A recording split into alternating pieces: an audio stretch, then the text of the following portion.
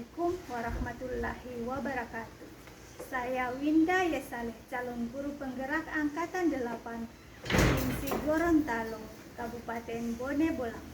Video kali ini tentang penyebaran budaya positif modul 1.4 di lingkungan saya, SDN 2 Bulango Utara. Waalaikumsalam warahmatullahi wabarakatuh. Saya ucapkan terima kasih atas kesediaan Bapak Ibu semua yang telah sudi bersedia menghadiri sosialisasi implementasi budaya positif di sekolah. Saya calon guru penggerak Angkatan 8 Kabupaten Bone Bolang. Di sini saya sebagai tagihan tugas aksi nyata, saya di sini diberi tugas untuk mensosialisasikan budaya positif yang telah saya pelajari di sekolah ini. Sebelum masuk di sosialisasi, saya ada sedikit permainan. Di sini dalam setahun ada pertanyaannya. Dalam setahun ada berapa bulan dengan jumlah hari 30? Dan berapa bulan dengan jumlah hari 31 dan berapa bulan dengan jumlah 28 hari? Bulannya sudah kita lewati bersama. Kira-kira dalam setahun itu ada berapa bulan yang jumlahnya 30, yang jumlahnya 31 hari dan jumlahnya 28 hari? Kalau yang 28 hari berarti hanya 1 bulan. Yang 31 hari ada Januari, Maret, April, Agustus, iya. Oke. Desember. Yang jumlah 31 hari ada 4 bulan. Jumlah yang 30 hari ada 6 bulan. Ada 7 bulan, ada 1 bulan, 20 hari adalah 1 bulan, yang di bulan Februari. Oke, kita lanjut budaya positif. Materi kita hari ini adalah budaya positif. Kira-kira apa yang terbesit di benak teman-teman tentang budaya positif? Melihat dari judul ini, kira-kira apa yang terbesit tentang budaya positif di benak teman-teman?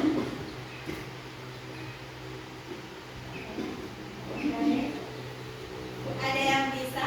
Budaya positif itu kira-kira seperti apa menurut pemahaman teman-teman semua? Budaya positif yang dilaksanakan di sekolah kan datang terlambat. Yang datang terlambat, bagus sekali Bu Titi.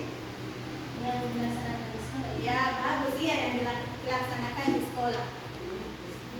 Kira-kira apa yang terbesit melihat tulisan budaya positif ini? budaya positif. Ada tadi Bu Yani sudah menjawab tentang datangnya di sekolah. Memberi salam. Ya, bagus, memberi salam. Sama teman. Ya, semua jawaban yang telah diberikan itu adalah semuanya benar. Mari kita bahas satu persatu. Budaya positif akan menumbuhkan rasa aman dan nyaman pada murid dalam proses pembelajaran. Budaya positif juga mendorong murid untuk mampu berpikir, bertindak, dan mencipta untuk menjadi siswa yang merdeka, mandiri, dan bertanggung jawab. Nah, tujuan budaya positif ini ada 4. Yang pertama, membuat keyakinan kelas. Yang kedua, menumbuhkan motivasi internal melalui penerapan disiplin positif. Yang ketiga, menumbuhkan nilai-nilai kebajikan. Yang keempat, mengambil posisi kontrol sebagai manajer dan melaksanakan segitiga restitusi dalam penyelesaian masalah. Adapun konsep inti pada budaya positif yang akan saya paparkan adalah yang pertama, perubahan paradigma belajar. Yang kedua, disiplin positif. Yang ketiga, nilai-nilai kebajikan. Yang keempat, kebutuhan dasar manusia, motivasi perilaku manusia. Yang kelima, posisi kontrol. Dan yang terakhir, materinya adalah keyakinan kelas dan segitiga restitusi. Kita lanjut pada materi yang pertama tentang perubahan paradigma.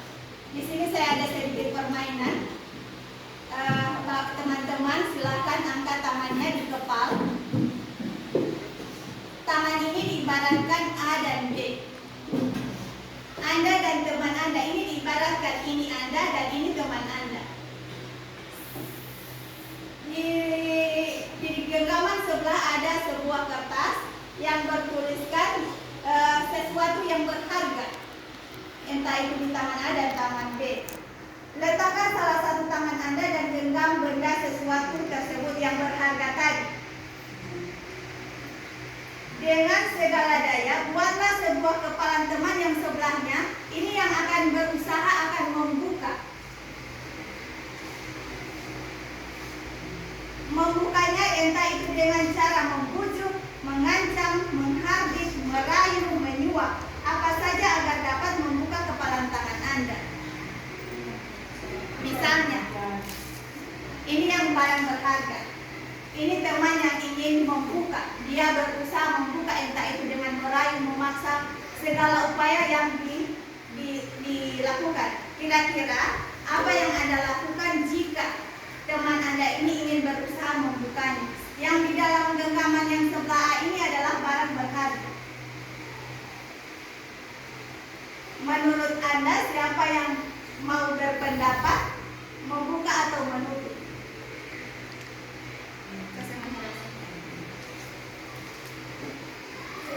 Ibu Sarti, bagaimana dengan Ibu Sarti? Ibu Sarti punya genggaman mau dibuka atau ditutup? Tidak ingin membuka atau tetap mempertahankan atau ingin membuka? Di genggaman Anda ada barang berharga. Membuka. Kalau Ibu Sarti karena adanya paksaan, adanya rayuan, Ibu Sarti membuka. Kalau yang lain ada tidak mau membuka. Ibu Nanang tidak ingin membuka. Pasti punya alasan masing-masing, entah itu membuka atau menutup. Kalau dengan Ibu Fatma mau membuka atau menutup? Menutup. Ada yang lain selain menutup? Jadi hanya Ibu Satin yang ingin membuka. Entah itu jawab terima kasih teman-teman.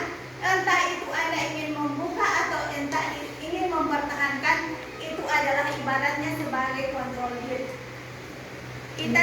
Kita mempunyai kontrol diri atas diri kita masing-masing. Entah itu rayuan dari siapa saja, kalau kita memang berkeinginan untuk kita mempertahankan posisi kita, itulah kontrol diri kita sebagai guru ataupun sebagai siswa.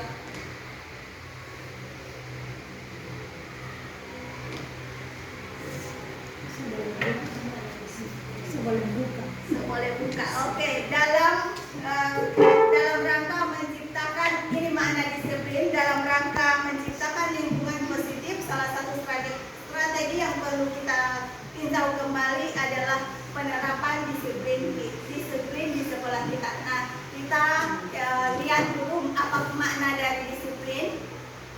Makna disiplin berasal dari kata Latin disiplina yang artinya belajar. Makna asal dari kata ini berkonotasi dengan disiplin diri dari murid-murid. Ini adalah Socrates dan Plato. Disiplin diri membuat orang mengenali potensinya menuju sebuah tujuan, apa yang dihargai. Namun dalam budaya kita, makna disiplin telah berubah menjadi sesuatu yang dilakukan seseorang pada orang lain untuk mendapatkan kepatuhan. Kecenderungan umum adalah menghubungkan kata disiplin dengan ketidaknyamanan, bukan dengan apa yang kita hargai atau pencapaian suatu tujuan mulia. Biasanya kita di dalam sekolah kata disiplin itu kita manai dengan hukuman. Kita harus disiplin.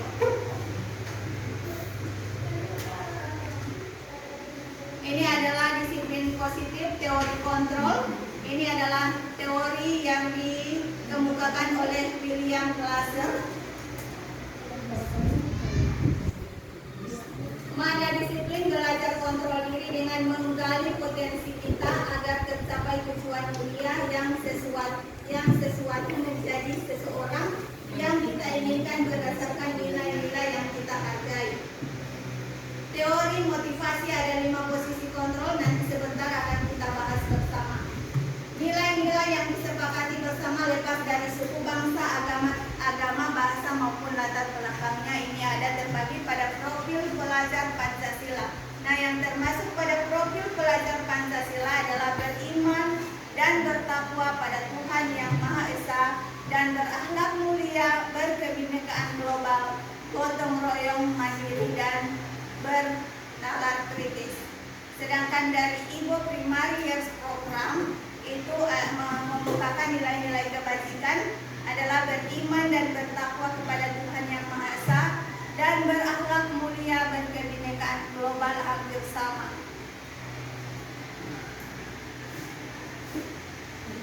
Perubahan paradigma, stimulus, respon, teori kontrol. Nah, ini tadi yang kita peragakan tadi, siapa sesungguhnya yang memiliki kontrol. Yang memiliki kontrol atas diri kita adalah kita sendiri. Ini adalah stimulus, respon, dan teori kontrol. Kalau stimulus respon, kita mencoba mengubah orang yang berpandangan sama dengan kita, itu stimulus respon. Sedangkan teori kontrol, kita berusaha memahami pandangan orang lain tentang dunia. Stimulus responnya, perilaku buruk dilihat sebagai sesuatu kesalahan. Apa yang terjadi di lingkungan masyarakat yang tidak sesuai dengan norma kita, itu kita anggap sebagai suatu kesalahan. Sedangkan teori kontrol, semua perilaku memiliki tujuan. Apa yang dilakukan tidak baik oleh suatu kaum yang ada di masyarakat kita itu memiliki tujuan masing-masing. Stimulus respon, orang lain bisa mengontrol saya. Kalau teori kontrol, hanya Anda yang bisa mengontrol diri Anda. Saya bisa mengontrol orang lain. Anda, untuk teori kontrolnya, Anda tidak bisa mengontrol orang lain. Stimulus responnya pemaksaan ada pada saat rujukan gagal. Pemaksaan ada pada rujukan gagal. Kalau di teori kontrol, kolaborasi dan konsensus menciptakan pilihan-pilihan baru. Dan yang terakhir adalah model berpikir menang dan kalah. Kalau di teori kontrol, model berpikir menang dan kalah.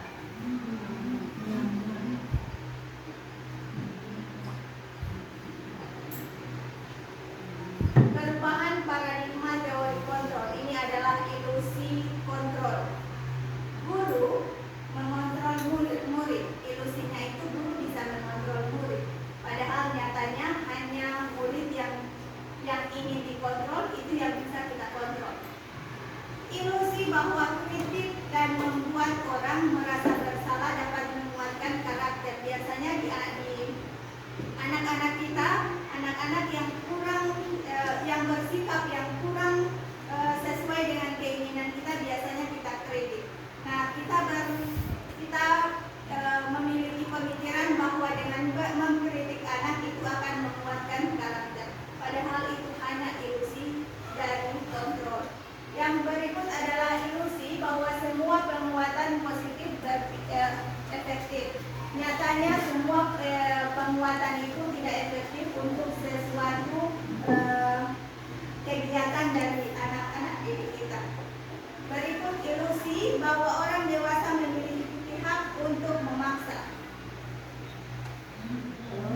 Tidak semua orang dewasa memiliki hak untuk memaksa kepada anak-anak kita. Yang berikut adalah nilai-nilai kebajikan universal. Nilai-nilai kebajikan adalah sifat-sifat positif manusia yang merupakan tujuan mulia yang ingin dicapai setiap individu. Nilai-nilai tersebut bersifat universal dan literal, bahasa, suku, agama maupun latar belakang. Setiap perilaku perbuatan memiliki satu tujuan. Ini adalah yang dikemukakan oleh Dr. William Glasser pada teori kontrol pada tahun 1984. Dengan mengaitkan nilai-nilai kebajikan yang diyakini secara seseorang, maka motivasi intrinsiknya akan terbangun sehingga menggerakkan motivasi dari dalam untuk dapat mencapai tujuan mulia yang diinginkan. Ini teori ini dikemukakan oleh Diane Bosen pada tahun 1998.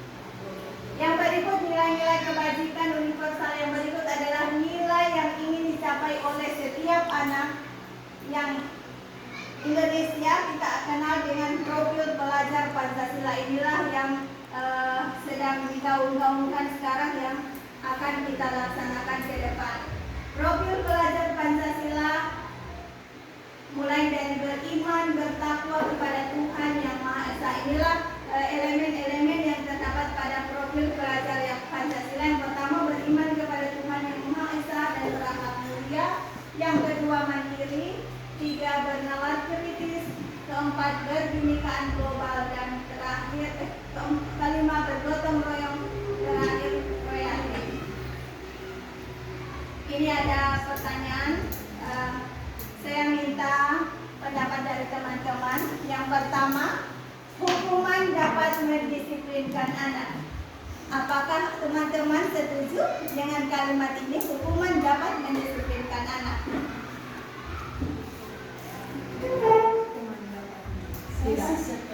Pernyataan setuju. Ibu Fatma setuju.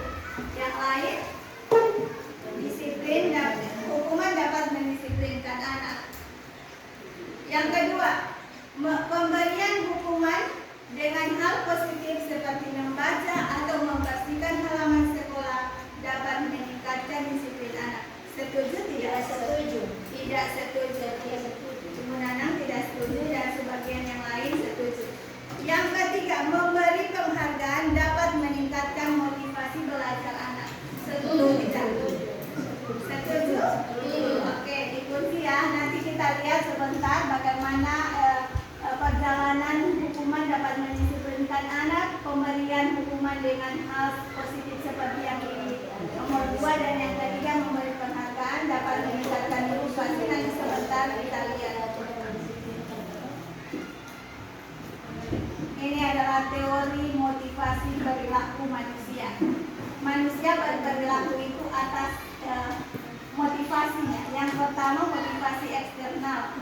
Biasanya ini untuk menghindari ketidaknyamanan atau hukuman. Seperti apa yang akan terjadi apabila saya tidak melakukan. Misalnya ada kita disuruh oleh kepala sekolah atau pimpinan kita untuk melakukan sesuatu atau melaksanakan kegiatan. Nah, motivasi eksternalnya untuk kita menghindari ketidaknyamanan, kita akan tergerak untuk melakukan itu, tapi dengan pertanyaan apa yang akan terjadi apabila saya tidak melakukannya. Itu karena kata apa yang terjadi apabila kita tidak melakukan, makanya kita mengambil tindakan untuk melakukan. Itu hanyalah motivasi eksternal. Sedangkan untuk mendapat imbalan dari orang lain atau institusi, itu adalah motivasi eksternal. Kita melakukan sesuatu kegiatan apabila ada hadiah. Itu motivasinya. Apa yang akan saya dapatkan apabila saya melakukannya. Dan yang terakhir adalah motivasi perilaku manusia adalah untuk menghargai diri sendiri, disiplin, kontrol diri.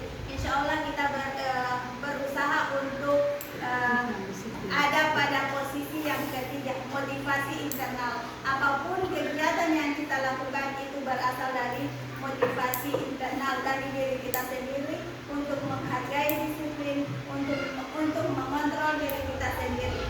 Saya akan menjadi orang yang seperti apa apabila saya melakukannya. Saya melakukan kegiatan ini ke depan, saya akan seperti apa. Itulah motivasi internal. Berikut dihukum oleh penghargaan. Adakah siapa yang bisa memahami dihukum oleh penghargaan? Adakah penghargaan bisa menghukum? Seperti yang saya pahami sebelum saya menerima materi ini, penghargaan itu bukanlah sebuah hukuman. Penghargaan itu sebuah motivasi. Tapi ternyata pada teori ini berbicara lain. Penghargaan menurunkan kualitas karya tulis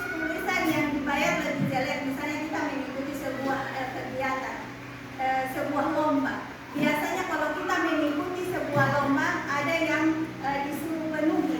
Biasanya kita memenuhi itu apabila terpenuhi poinnya itu akan diberikan penghargaan. Walaupun entah itu tulisannya jelek, entah itu bagaimana susunannya, itu akan dihargai karena sudah memenuhi kriteria. Itulah yang dikatakan penghargaan menurunkan kualitas. Yang berikut penghargaan mematikan kreativitas.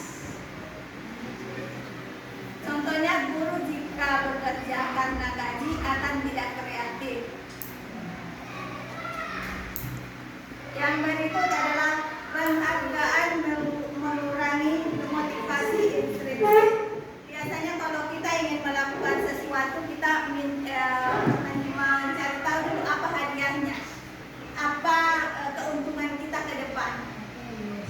Anak yang biasa diberi hadiah tidak akan melakukan sesuatu tanpa hadiah, dan itu saya sudah alami di kelas 1. Biasanya kalau yang pulang cepat, yang duduk siap, yang duduk manis itu akan pulang lebih cepat. Namun karena sudah jam semakin naik, maka semuanya saya suruh pulang, dan itu akan berdampak pada orang yang memang disiplin di awal-awal jam pembelajaran. Katanya, ibu itu yang ribut-ribut juga ibunya pulang. Karena itu yang mereka ingin dihargai karena memang sudah duduk disiplin. Itulah yang katanya penghargaan mengurangi motivasi intrinsik. Ini adalah perbedaan hukuman dan konsekuensi. Biasa kita hanya mengenal hukuman, kita tidak pernah mengenal konsekuensi. Nah, pada materi ini ada hukuman, ada perbedaan antara hukuman dan konsekuensi. Kalau hukuman itu sesuatu yang menyakitkan harus terjadi. Misalnya, yang terlambat lari 10 kali putaran lapangan, itulah hukuman. Tapi kalau konsekuensi sesuatu harus terjadi, kenapa kamu terlambat? Mungkin ada alasan. Itulah perbedaan hukuman dan konsekuensi. Yang kedua, membuat anak sakit fisik maupun hati untuk jangka waktu yang lama. Kalau anak-anak kita beri hukuman, mereka akan sakit fisiknya dan sakit hati untuk jangka waktu yang lama. Kalau konsekuensi membuat anak merasa tidak nyaman dalam jangka waktu yang pendek. Misalnya kalau anak selalu kita hukum untuk berlari, kalau terlambat hukumannya harus berlari 5 kali putaran lapangan, lama-lama mereka akan sakit fisiknya, sakit hati karena malu. Tapi kalau konsekuensi yang kita terapkan ke anak peserta didik kita yang terlambat, mungkin akan membuat anak hanya merasa nyaman di waktu jangka yang pendek. Yang berikut, anak-anak membenci kedisiplinan. Untuk konsekuensi, anak menghargai disiplin. Kalau di hukuman itu ada paksaan, harus dipaksa seperti apa yang kita mau. Kalau di konsekuensi, dia ada stimulus atau tanggapan. Kenapa harus kamu berbuat? Apa yang akan terjadi jika yang kamu berbuat itu kamu lakukan setiap hari? Itu di konsekuensi. Di hukuman yang berikut adalah mendorong anak menyakiti diri sendiri. Dan yang kalau di konsekuensi mendorong anak agar mudah menyesuaikan diri, konsep diri yang buruk, konsep diri yang baik. Ini adalah perbedaan hukuman dan konsekuensi. Kalau di hukuman, anak belajar untuk menyembunyikan kesalahan. Kalau anak yang kita suruh mengumpul sampah, melaksanakan piket, ada yang bersembunyi. Selama itu tidak diketahui oleh guru piket, dia masih aman-aman. Tapi kalau untuk konsekuensi, anak belajar untuk mematuhi peraturan. Dan yang terakhir, pada hukuman, anak marah besar, ada rasa bersalah, dipermalukan, merasa tidak dihargai. Kalau di konsekuensi, kehilangan hak, dibuat tidak nyaman, diasingkan untuk sementara. Jadi untuk menerapkan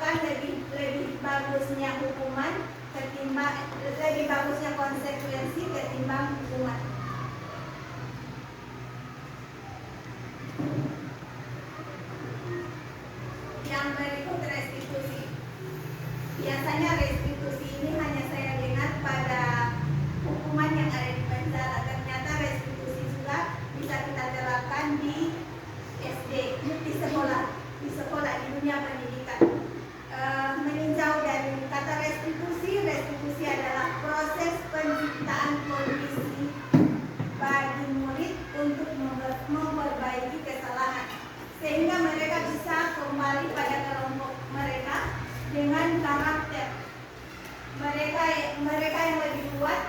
Restitusi juga merupakan proses kolaboratif yang mengajarkan murid untuk mencari solusi untuk masalah mereka dan membantu murid berpikir tentang orang seperti apa yang mereka ingin dan menjadi yang mereka ingin. Itulah tujuan mulia dan bagaimana mereka harus memperlakukan orang lain. Teori ini dikemukakan oleh Gosen pada tahun 2004. Yang berikut ini 9 ciri-ciri restitusi. Tadi sudah dikemukakan pengertian restitusi. Inilah ciri-cirinya. Ciri restitusi yang pertama bukan untuk menebus kesalahan, namun untuk belajar dari kesalahan. Ciri kedua memperbaiki hubungan. Ketiga tawaran bukan paksaan. Kalau di hukuman kita harus memaksa, tapi kalau di restitusi ini hanya sebuah tawaran. Yang keempat, restitusi menuntun untuk melihat ke dalam diri kita. Dan yang kelima, restitusi mencari kebutuhan dasar yang mendasari tindakan. Yang keenam, restitusi diri adalah cara yang paling baik. Ketujuh, restitusi fokus pada karakter bukan tindakan. 8, restitusi fokus pada solusi. 9, restitusi mengembalikan murid yang berbuat salah pada kelompoknya. Ini identitas gagal. Kita sudah menerapkan hukuman. Ada identitas gagal dan identitas sukses. Yang gagal itu yang menerima hukuman yang merasa sakit hati, dan identitas sukses adalah yang diterapkannya restitusi. Ini adalah perbedaan hukuman, konsekuensi, dan restitusi. Biasanya ini sudah kita terapkan di sekolah kita masing-masing. Kita tinggal memperbaiki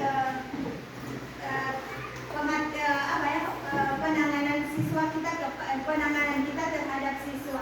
Entah itu pemberian hukuman, konsekuensi, dan restitusi. Inilah perbedaannya. Kalau identitas gagal itu diberi hukuman, sesuatu yang menyakitkan harus terjadi. Tidak nyaman untuk murid, anak untuk jangka waktu yang panjang, korban mendapatkan keadilan. Konsekuensi, sesuatu harus terjadi. Kalau di hukuman, sesuatu yang menyakitkan harus terjadi. Misalnya anak tidak disiplin, terlambat datang, dia harus putar lapangan sebanyak 5 kali. Kalau di konsekuensi, kalau tidak datang, harus menerima harus menerima konsekuensi. Dan kalau restitusi itu merupakan pilihan. Saya akan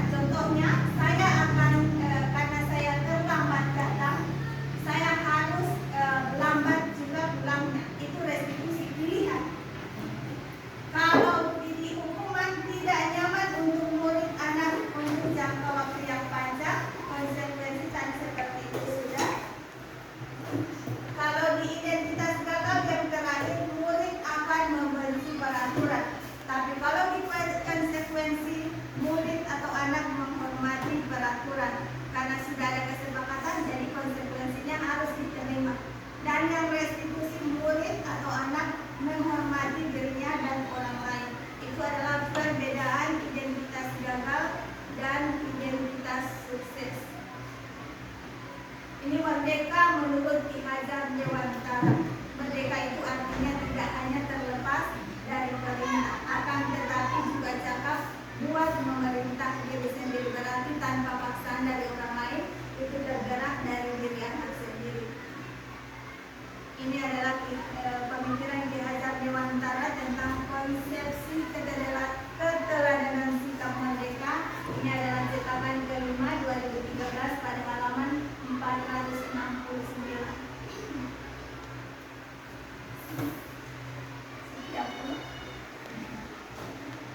Masuk pada materi konsep inti yang berikut adalah keyakinan kelas.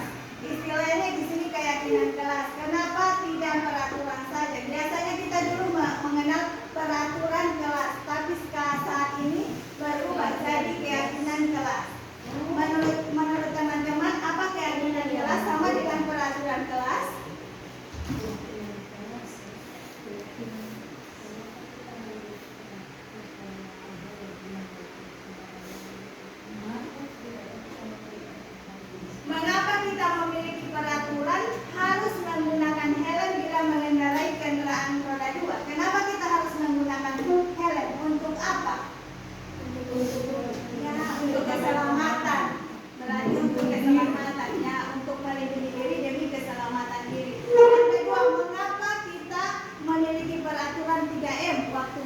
COVID ya, menggunakan masker, mencuci tangan, menjaga jarak 1,5 meter. Kenapa harus seperti ini?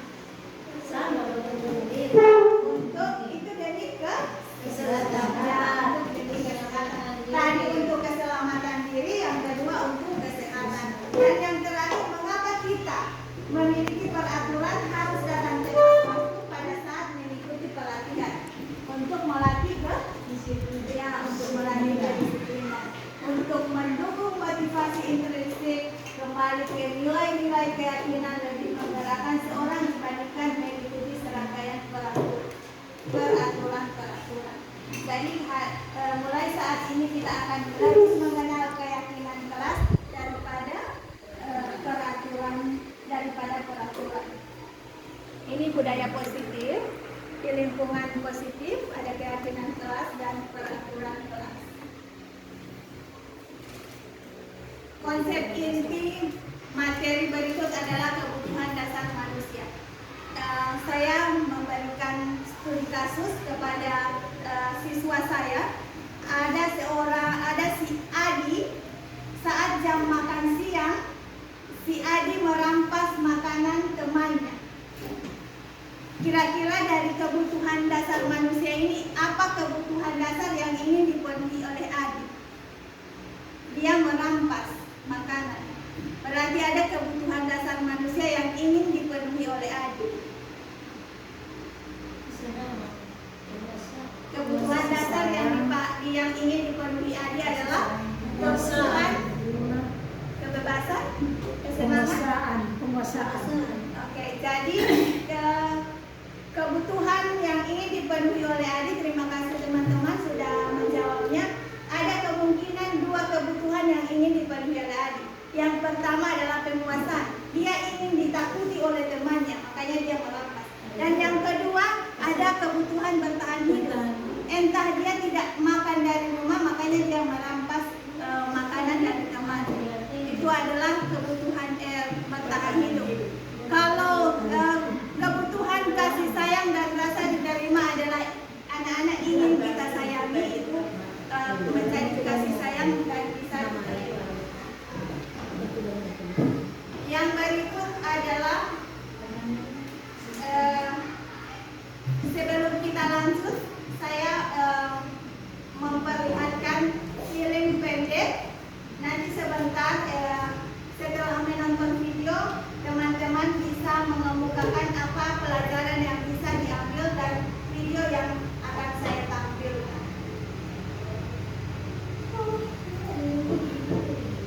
Ini video tentang film pendek. Setelah menonton video ini, film ini, teman-teman saya mintai pendapat tentang film yang sudah ditonton.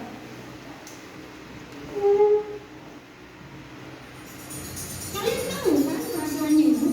Kalau ibu tidak akan mulai pelajaran kalau masih ada yang melanggar. Kalian tidak apa kan? Jadi yang benar kan? Kenapa masih ada yang melanggar?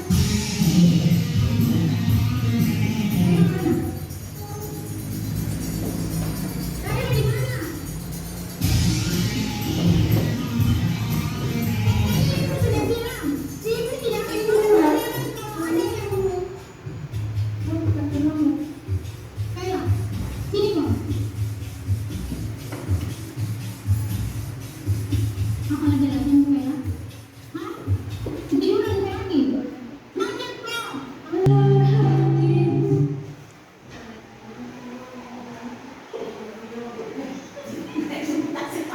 Teman tadi sudah menyaksikan video tentang terlambat datang. Tadi saya sudah mengemukakan apa pelajaran yang bisa diambil dari video yang telah teman-teman saksikan tadi. Ada yang bisa mengemukakan pendapatnya tentang film yang sudah diputar tadi.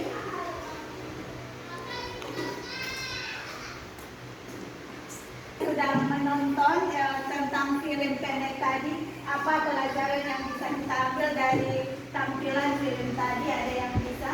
Ada, Bu. Silakan. Ya.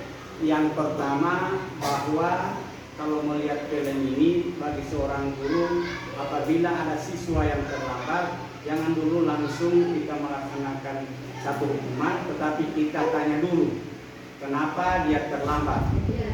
Itu yang pertama. Kemudian yang kedua, setelah kita telusuri bahwa kenapa dia terlambat, maka kita harus bertemu dengan orang tua siswa.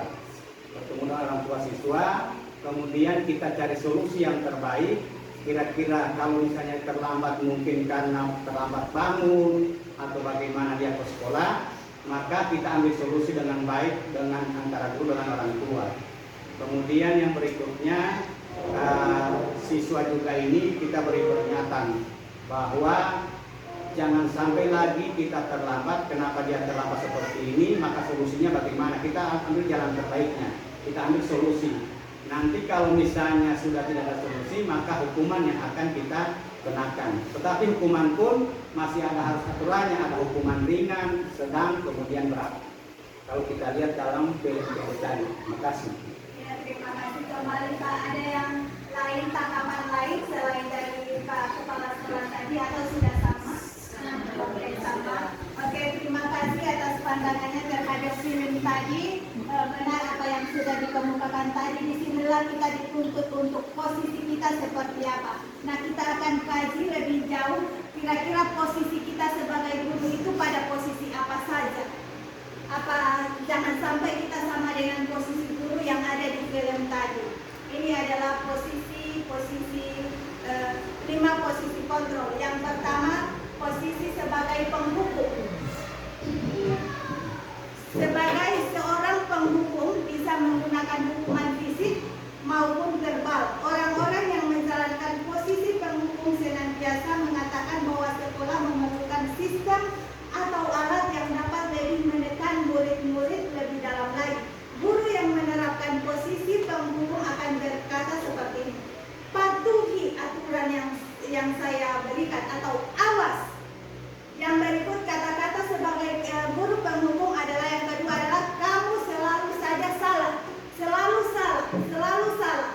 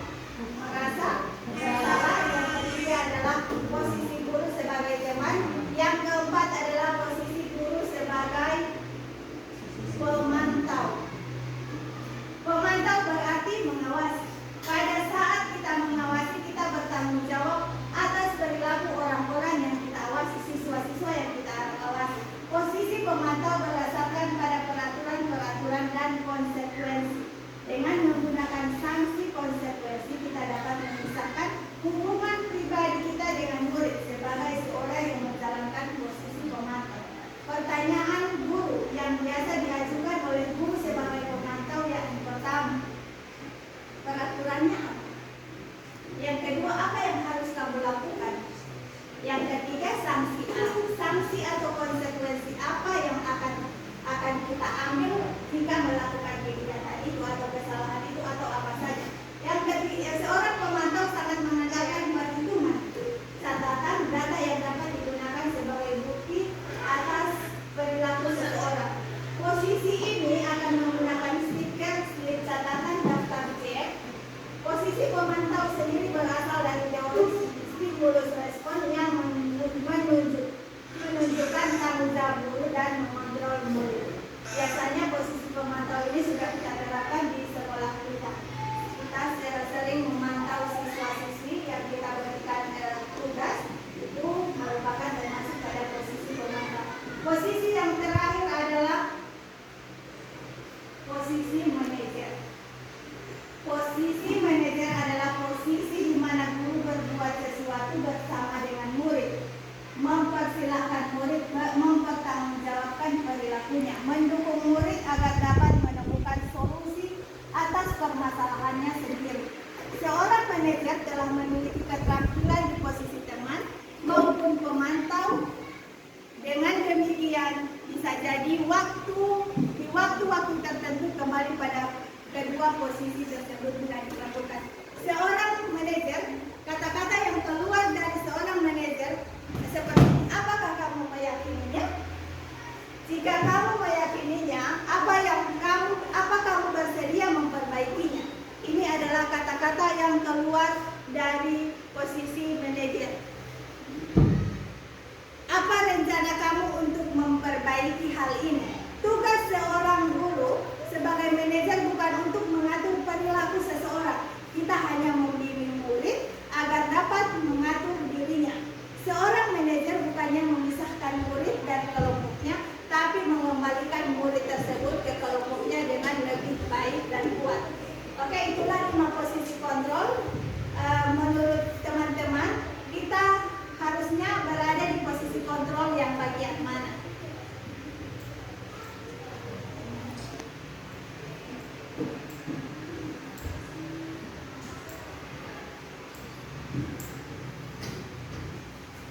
Penghukum, sebagai posisi penghukum, membuat orang merasa bersalah, teman, pemantau, atau manajer.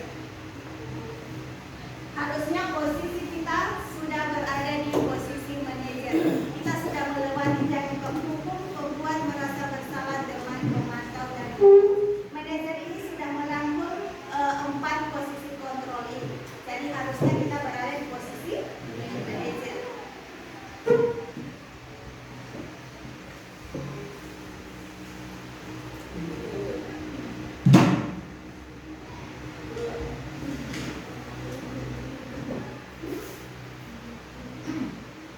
Materi inti konsep budaya inti yang terakhir adalah segitiga restitusi. Kita sebagai tadi sudah mempelajari memaparkan 5 posisi kontrol. Nah, di sini salah satu kalau kita sudah ada pada salah satu posisi kontrol, kita akan menerapkan segitiga restitusi, di mana dia harus memvalidasi kebutuhan. Yang pertama adalah menstabilkan identitas. Kita tanya dulu masalahnya apa. Kata-kata yang keluar dari kata menstabilkan identitas adalah setiap orang pasti pernah melakukan kesalahan. Berikut kamu bukan satunya yang pernah melakukan ini. Yang kedua, setelah menstabilkan identitas, kita harus memvalidasi kebutuhan. Kamu tentu punya alasan mengapa melakukan itu. Yang terakhir, setelah memvalidasi kebutuhan adalah menanyakan keyakinan. Kamu inginnya seperti apa? Kedepannya jika kamu melakukan ini, kamu akan seperti apa? Itu adalah menanyakan keyakinan. Ini adalah segitiga restitusi. Ini adalah penanganan kita terhadap suatu masalah yang terjadi pada anak-anak. Jadi kita harus menerapkan tiga segitiga ini. Yang pertama, menstabilkan identitas, validasi kebutuhan, dan menanyakan identitas.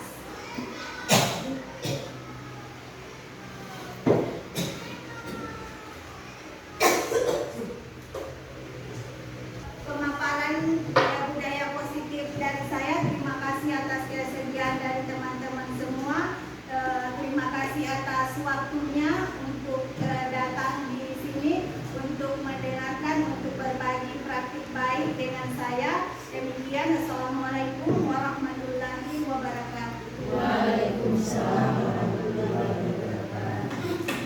Demikianlah penyebaran budaya positif di sekolah saya SDN 2 Bulango Utara. Salam guru penggerak, bergerak, tergerak, menggerakkan. Assalamualaikum warahmatullahi wabarakatuh.